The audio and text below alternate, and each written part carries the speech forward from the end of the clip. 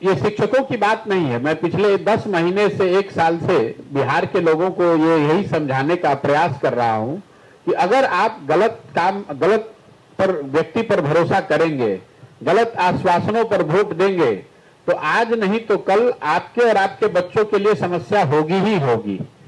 शिक्षकों ने 2015 में विधानसभा चुनाव में उस समय के प्रतिपक्ष के नेता सुशील कुमार मोदी और भाजपा के कहने पर भाजपा का समर्थन किया। 2 वर्ष के बाद जब वही सुशील मोदी सरकार में आ गए, उप मुख्यमंत्री हो गए, तो उन्होंने शिक्षकों का कोई काम नहीं किया। फिर शिक्षक तेजस्वी यादव के साथ आरजेडी की बात हो गई, क्योंकि वो लोग विपक्ष में थे 2020 के चुनाव में। तेजस्वी जी ने कहा कि हम आएंगे तो सब कुछ ठीक कर देंगे, तो शिक्षकों ने आंख बंद करके फिर उन पर भरोसा कर लिया। अब जब आज तेजस्वी यादव उप मुख्यमंत्री हैं, उन्हीं के दल के लोग शिक्षा मंत्री हैं, तो शिक्षकों को लग रहा है कि उनके साथ फिर विश्वासघात हो गया।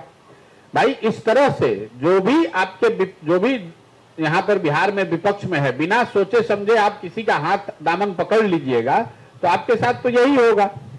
और शिक्षकों के साथ मारपीट होना, अभ्यर्थियों के साथ मारपीट होना गलत है, बिल्कुल गलत है। भाई, बिहार में रोजगार के लिए लोग मारे मारे फिर रहे हैं।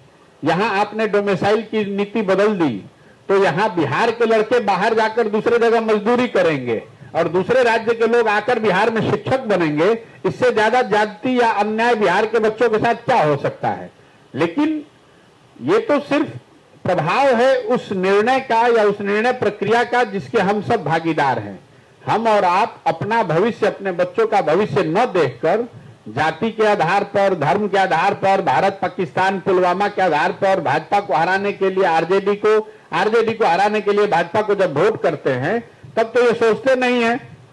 जिसने जो कहा उसकी बात पर भरोसा करके उसको वोट कर दिया, उसी का परिणाम है।